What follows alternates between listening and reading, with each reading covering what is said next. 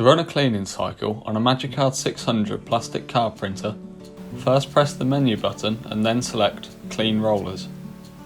Follow the instructions on the display by first removing any cards from the input hopper and then removing the printer ribbon from inside the printer.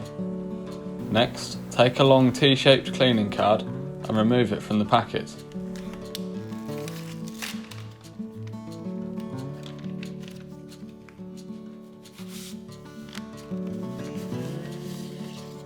You can then press Next on the printer and insert the cleaning card at the front beneath the display.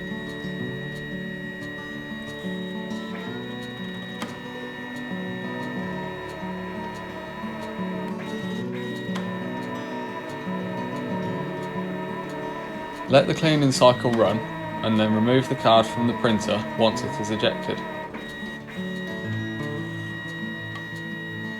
You can flip the cleaning card and run the cycle again if needed, or press No on the display to finish, before replacing the printer ribbon and cards.